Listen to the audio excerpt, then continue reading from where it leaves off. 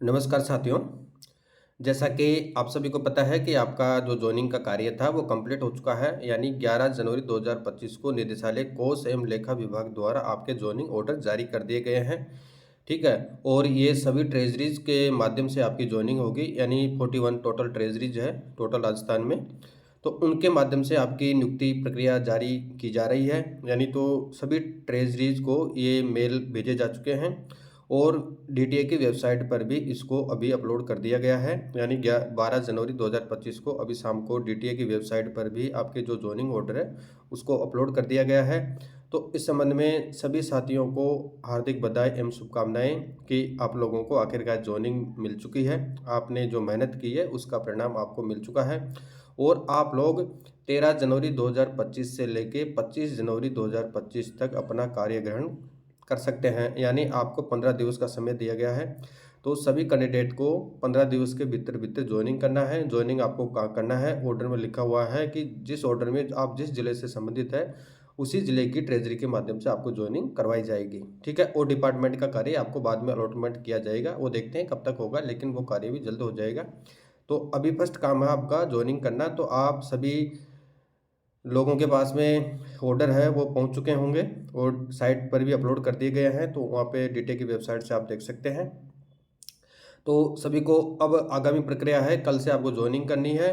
तो जो भी डॉक्यूमेंट्स है, जैसे दहेज का है, स्मोकिंग का है, चरित्र सत्यापन का है, सत्य निष्ठा का है और मेडिकल सर्टिफिकेट है, और जो 5 अटेंशन फॉर्म की प्रतियां हैं वो आपको तैयार करनी है। तो आप लोग आज से ही या कल से उनको तैयार करवा लेना, यानी कोई दिक्कत नहीं है, 2 घंटे का काम है, तैयार हो जाएंगे। और 50 रुपये के नॉन जुडिशल स्टाम्प पेपर पर जो भी आपका दहेज का है और स्मोकिंग का है, सत्यनिष्ठा का है, वो प्रोफॉर्मा है, आपको मिल चुका होगा। आप किसी अन्य साथी से उसको ले सकते हैं। तो आप उसको टाइपिंग करवा के 50 रुपये के नॉन जुडिशल स्टाम्प पेपर पर आपको जब आपकी ज्वाइनिंग होगी तो आपको सबमिट करना है। ठीक है। अब जब आपकी ज्वाइनिंग होगी तो उसके रिगार्डिंग आपको सर्वप्रथम जो संबंधित टीओज है, यानी कोषाधिकारी है या उप कोषाधिकारी है, उसके माध्यम से आपको ज्वाइनिंग मिल रही है। तो वहाँ पे आपको एप्लीकेशन लिखना होगा, जो आपकी लैंग्वेज है, आपकी सहूलियत के हिसाब से आप टाइपिंग या हस्तलिखित जो भी एप्लीकेशन है वो लिखना चाहते हो उस अकॉर्डिंग आपको एप्लीकेशन लिखना है। साथ में आपको जो भी डॉक्यूमेंट्स है वो संलग्न करने हैं, जैसे धूम्रपान का सर्टिफिकेट है और वो शपथ पत्र है, 50 रुपये के नॉन जुडिशल स्टाम्प पेपर पर, दहेज का है, इस तरीके से सत्यनिष्ठा का है, चरित्र सत्यापन का है और 5 कॉपी अटेंशन फॉर्म की है। इसके अलावा मेडिकल सर्टिफिकेट है, वो आपको संलग्न करने हैं। उसके पश्चात में आपको ज्वाइनिंग करने दिया जाएगा। तो सभी साथियों को पुनः हार्दिक बधाई एवं शुभकामनाएं। आप लोग कल ही 13 जनवरी 2025 को ज्वाइनिंग करें। अब वो आपके ऊपर डिपेंड करता है, आपको सुटेबल क्या लगता है, आप कब तक ज्वाइनिंग करना चाहते हैं। हालांकि डीटीए द्वारा 15 दिवस का आपको समय दिया गया है। और जो साथी अभी ज्वाइनिंग नहीं करना चाहते हैं, वो जॉब एक्सटेंशन लेना चाहते हैं, तो वो निर्धारित प्रक्रिया के अकॉर्डिंग जॉब एक्सटेंशन भी ले सकते हैं, यानी मैक्सिमम आपको 6 महीने का जॉब एक्सटेंशन दिया जा सकता है। उसके रिगार्डिंग आप डीटीए के डायरेक्टर से मिलकर आपका जॉब एक्सटेंशन करवा सकते हैं। ठीक है। तो ये सवाई माधोपुर जिले का ऑर्डर है। ठीक है। अब इसमें आपका जो ऑर्डर जारी किया गया है निदेशालय कोष एवं लेखा विभाग द्वारा, तो उसमें आदेश संख्या है, यानी प्रत्येक जिले की ट्रेजरी की आदेश संख्या अलग अलग है, वो 2024-25 सेम है। और इसमें जो कंडीशन है वो आपको दे रखी है आपको, और जो अभ्यर्थी है उनका क्रमांक संख्या दे रखा है, नाम दे रखा है, पिता का नाम है और उसका मेरिट रोल नंबर है, जन्म डीओ भी है, उस कोष कार्यालय का नाम है, ट्रेजरी ऑफिस का नाम है जहां आपको नियुक्ति मिलेगी, आपको जहां पे नियुक्ति देनी है, और अभ्यर्थी का फोटो दे रखा है। तो इसमें लास्ट में पढ़ेंगे, बात करेंगे कि आपको किन कंडीशन का पालन करना है, किन किन चीज़ों का आपको पालन करना है, किस शर्तों के अधीन आपको नियुक्ति दी जा रही है, उसके बारे में बात करते हैं विस्तार से। देखिए, किन शर्तों के अधीन आपको नियुक्ति दी जा रही है। पहले तो फर्स्ट बात करेंगे फर्स्ट पॉइंट की, उक्त परिवीक्षाधीन जो ट्रेनीज है उनको वित्त नियम विभाग की अधिसूचना क्रमांक जो आपका 7 पे लगा था 30 अक्टूबर 2017 तथा शुद्धि पत्र उसका 9 दिसंबर 2017 को आया था, उसके अकॉर्डिंग पारिश्रमिक दिया जाएगा, यानी पारिश्रमिक आपको 2 वर्ष तक फिक्स रखा जाएगा। 23,700 रुपये आपको दिया जाएगा, जिसमें से आपकी कटौतियाँ हो जाएगी या जीपीएफ की, और इसके अलावा आपके जो आरजीएचएस है उसका कटौती हो जाएगी, एसआई की हो जाएगी। और इसके अलावा एक माननीय सुप्रीम कोर्ट में एक याचिका लगी हुई है वेतन के रिगार्डिंग गोपाल कुमावत के बारे में। हालांकि इससे कोई मतलब नहीं है, हालांकि ये मामला काफ़ी 2015 से पेंडिंग है। हालांकि इस चीज़ का कुछ नहीं होगा, आपको सिर्फ 23,700 रुपये 2 वर्ष तक फिक्स वेतन दिया जाएगा। नेक्स्ट बात करें, राज्य सरकार के कर्मचारियों को देय पेंशन एवं अन्य सेवा लाभ के संबंध में राज्य सरकार द्वारा समय समय पर जारी जो भी डायरेक्शन या ऑर्डर जारी किए जाते हैं वो लागू होंगे। ठीक है। और इसमें नेक्स्ट कह रखा है कि यह नियुक्ति अभ्यर्थी के चरित्र एवं पूर्ववर्त पुलिस के सत्यापन रिपोर्ट के अधीन रहेगी। यदि किसी अभ्यर्थी का चरित्र प्रमाण पत्र संतोषजनक प्रमाणित नहीं पाया गया तो उसके नियुक्ति आदेश निरस्त कर दिए जाएंगे। यानी इसमें कह रखा है कि आपका जो पुलिस वेरिफिकेशन होगा उसमें जो आपका चरित्र है वो संतोषजनक होना चाहिए। अगर किसी भी कैंडिडेट के खिलाफ क्रिमिनल केसेज अगर दर्ज है, अगर उसका सत्यापन सही नहीं पाया जाता है चरित्र का, तो उसके नियुक्ति आदेश निरस्त कर दिए जाएंगे। नेक्स्ट है उपरोक्त अभ्यर्थियों की जन्मतिथि इनके द्वारा परीक्षा आवेदन पत्रों में अंकित एवं राजस्थान कर्मचारी चयन बोर्ड जयपुर द्वारा सम्यक सत्यापन के पश्चात स्वीकृत जन्मतिथि के अनुसार तथा माध्यमिक शिक्षा बोर्ड द्वारा जारी प्रमाण पत्र के आधार पर अंकित की गई है। हालांकि ये सबके सही है, कोई दिक्कत वाली बात नहीं है। यानी डीओबी आपकी जो 10th क्लास होती है माध्यमिक शिक्षा बोर्ड या सीबीएसई उसके अकॉर्डिंग आपकी डीओबी मानी जाती है, तो इसका वेरिफिकेशन हो चुका है। इसमें किसी भी कैंडिडेट की कोई दिक्कत वाली बात नहीं है। नेक्स्ट है 2 वर्ष की परिवीक्षा अवधि संतोषजनक रूप से पूरी करने के उपरांत इनका वेतन निर्धारण वित्त विभाग एफडी रूल्स जो भी है 30 अक्टूबर 17 तथा 9 दिसंबर 2017 के L10 यानी पे मेट्रिक लेवल 10 में 33,800 पर आपको फिक्स किया जाएगा। उसके पश्चात में जो भी वेतन वृद्धियाँ हैं वो आपको मिलेगी, और जो भी डीए है, सीसीए है, इसके अलावा एचआरए है और अन्य जो अलाउंसेज है वो आपको दिए जाएंगे, यानी 2 वर्ष कंप्लीट करने के पश्चात में। और 5वां नंबर आपका यह नियुक्ति राजस्थान अधिनियम लेखा सेवा नियम 1963 राजस्थान सेवा नियम एवं सरकार द्वारा समय समय पर जारी आदेशों एवं शर्तों के अधीन रहेगी। यानी सरकार के द्वारा जो भी अगर कोई अमेंडमेंट किया जाता है उसके अकॉर्डिंग रहेगी। हालांकि ये पॉइंट कोई खास नहीं है। नेक्स्ट है अभ्यर्थियों को राजस्थान सेवा नियमों के नियम 10 के अकॉर्डिंग जिला स्तर के राजकीय स्वास्थ्य अधिकारी या उसके उच्च स्तर के अधिकारी से स्वास्थ्य के संबंध में संतोषजनक स्वास्थ्य प्रमाण पत्र उपस्थिति के समय कोषाधिकारी को प्रस्तुत करना होगा। तो आपका साथियों ये 6 नंबर का पॉइंट है, बहुत इंपॉर्टेंट है। आपको मेडिकल सर्टिफिकेट बनाना है जो साथी है, यानी जो भी एमओ है आपके ज़िले में, यानी चिकित्सा अधिकारी है, उससे आपको एक सर्टिफिकेट लेके जाना है। वो मार्केट से आप परचेज कर सकते हैं या उसका ऑनलाइन गूगल से आप उसको डाउनलोड कर सकते हैं। उसमें जो भी आपका एमओ है, चिकित्सा अधिकारी है, मेडिकल ऑफिसर आपकी जांच करेगा शुगर की, ब्लड की, और आपका जो यूरिन टेस्ट है, उसके अलावा आपका हाइट है, बीपी है, वेट, उनकी जांच करके आपको फिट या अनफिट करेगा। हालांकि इसमें सभी फिट हो जाएंगे। फिट करने के पश्चात में वो वेरीफाई कर देगा, अपनी सील लगा देगा, और डिपार्टमेंट का नाम और आपका नाम और उस डॉक्टर का नाम जो भी है वो लिख देगा। उसके बाद में आपको जो आपको संबंधित जिले हैं वहाँ पे पीएमओ या सीएमएचओ यानी प्रमुख चिकित्सा अधिकारी एवं मुख्य चिकित्सा अधिकारी से काउंटर साइन करवाने हैं, तभी आपका सर्टिफिकेट वैलिड होगा। ठीक है। फिर आपको जब आपकी ज्वाइनिंग आप देंगे जिस संबंधित ट्रेजरी में, तो वहाँ पे आपको ये ओरिजिनल कॉपी जमा करवानी है। और महिलाओं के संबंध में बात करें तो महिलाओं के संबंध में जो भी महिला चिकित्सक है वहाँ से उनको सर्टिफिकेट तैयार करवाना है मेडिकल का, फिट और अनफिट का। ठीक है, यानी सभी को फिट का तैयार करवाना है। और उसके पश्चात में जो काउंटर साइन है वो नॉर्मल प्रोसीजर यानी मेल की तरह ही आपको पीएमओ या सीएमएचओ से साइन करवाने हैं।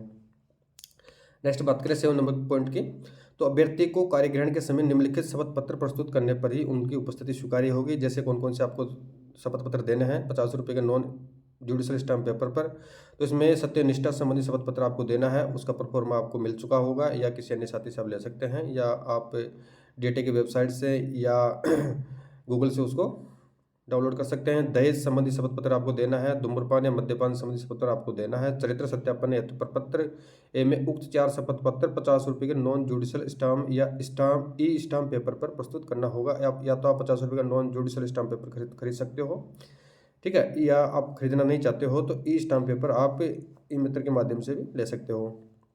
नेक्स्ट है पुलिस सत्यापन हेतु अटेंशन फॉर्म की 5 प्रतियां आपको संलग्न संबंधित कोषालय में प्रस्तुत करना होगा। यानी पुलिस सत्यापन हेतु आपको अटेंशन फॉर्म की 5 प्रतियां आपको तैयार करनी है, नए रूप से तैयार करनी है। जो आपने पहले डीटीए वेरिफिकेशन के समय पे जमा करवाई थी उनसे मतलब नहीं है। आपको नए रूप में 5 प्रतियां आपको तैयार करके जब आपकी ज्वाइनिंग होगी संबंधित ट्रेजरी में आपको जमा करवाना होगा। नेक्स्ट पॉइंट की बात करें, अभ्यर्थियों को परिवीक्षा काल में विहित विभागीय परीक्षा उत्तीर्ण करनी होगी। यानी आपको जो आपका प्रोविजन होगा उसके समय आपकी ट्रेनिंग होगी। यानी आपकी इंडक्शन ट्रेनिंग के अलावा संस्थागत प्रशिक्षण और होगा, 3 महीने का होगा। तो परिवीक्षा काल में विभागीय परीक्षा उत्तीर्ण नहीं करने की स्थिति में अथवा राज्य सरकार द्वारा अन्यथा आवश्यक समझे जाने की परिवीक्षा की अवधि विश्वविवेकानुसार बढ़ाई जा सकती है। यानी जब आपका प्रोविजन में आपकी ट्रेनिंग होगी तो अगर आप उसको पास नहीं करते हैं तो अब वो गवर्नमेंट के ऊपर डिपेंड करता है कि आपका परिवीक्षा काल को कितना आगे बढ़ाया जाए, वो सरकार के ऊपर डिपेंड करेगा। और निर्धारित अवधि में विभागीय परीक्षा में 2 से अधिक बार अगर आप अनुत्तीर्ण हो जाते हैं तो आपको सेवा से रिमूव कर दिया जाएगा। यानी जो विभागीय परीक्षा आपकी लगेगी संस्थागत प्रशिक्षण की, तो उसमें आपको 2 मौके दिए जाएंगे। आपको मिनिमम 45% नंबर लाना होता है। 4 पेपर आपके कंडक्ट होते हैं, उसके बारे में सेपरेट वीडियो में बात कर लेंगे। हालांकि अभी आपकी ट्रेनिंग ये तो बाद में होगी, साल 1.5 साल बाद में होगी। तो आपको 2 मौके दिए जाएंगे। अगर आप 2 मौके में एग्ज़ाम को क्लियर नहीं कर पाते हैं तो आपको सेवा से मुक्त कर दिया जाएगा। हालाँकि ऐसा कुछ भी नहीं है, सभी कैंडिडेट इसको आसानी से पास कर लेते हैं। नेक्स्ट पॉइंट है, राजस्थान यात्रा भत्ता नियमों के अनुभाग फर्स्ट में आने वाले मामलों को छोड़कर सेवा ग्रहण करने के लिए कोई यात्रा भत्ता आपको देय नहीं होगा। यानी कुछ अपवादों को छोड़कर जब आप जॉइनिंग करेंगे तो आपको जॉइनिंग के वक्त आपको किसी प्रकार से टीए सरकार द्वारा नहीं दिया जाएगा। यदि सरकार की राय में कार्य या आचरण परिवीक्षा की समयावधि में संतोषप्रद नहीं पाया जाए अथवा यह प्रतीत हो कि इनमें एक दक्ष कनिष्ठ लेखाकार होने की क्षमता नहीं है तो सरकार इन्हें सेवा से तुरंत विमुक्त कर सकेगी। नेक्स्ट पॉइंट की बात करें, अब देखिए आपका जो नेक्स्ट पॉइंट है वो इम्पोर्टेंट है। हालांकि यह सभी एग्जाम्स में लिखा हुआ आता है, वो जो भी न्यायालय का निर्णय आता है उसके ऊपर डिपेंड करता है। यानी डिपार्टमेंट अपने बचाव के लिए ये सब चीज़ें लिखता है कि भविष्य में कोई भी कैंडिडेट अनावश्यक रूप से व्यवधान न डाले कोर्ट में जाके। तो यह नियुक्ति माननीय उच्च न्यायालय जयपुर में दायर एसबी सिविल रिट पिटीशन संख्या विक्रम वर्मा एवं अन्य बनाम राजस्थान कर्मचारी चयन बोर्ड जयपुर तथा अन्य कनेक्टेड याचिकाओं में दिनांक 9 दिसंबर 24 को जारी आदेश के क्रम में प्रस्तुत अभ्यावेदनों के निर्णय के अधीन रहेगी। यानी जो प्रेजेंटेशन दिया गया था रिप्रेजेंटेशन 9 दिसंबर 2024 को, उसके निर्णय के अधीन इस भर्ती को रखा गया है। हालांकि इसमें कुछ नहीं होगा। उक्त नियुक्ति माननीय उच्च न्यायालय जयपुर में दायर एसबी सिविल रिट पिटीशन याचिका संख्या अभी जो लेटेस्ट आपकी 2-3 दिन पहले सुनवाई हुई थी, ठीक है, तो धर्मेंद्र सिंह शेषमा व अन्य बनाम राज्य सरकार व अन्य के निर्णय के अधीन रहेगी। यानी जो एमई वाला मामला है उसमें 50 कैंडिडेट की सीटों होल्ड पर रखा है, तो उसके रिगार्डिंग ये डेट है। हालांकि इससे आप लोगों को कोई मतलब नहीं है। इसकी लास्ट फाइनल हियरिंग 16 जनवरी 2025 को होगी, जब इसका फाइनल डिसीजन हो जाएगा। जो भी माननीय न्यायालय का निर्णय आएगा उसके अकॉर्डिंग आगे की कार्रवाई कर दी जाएगी।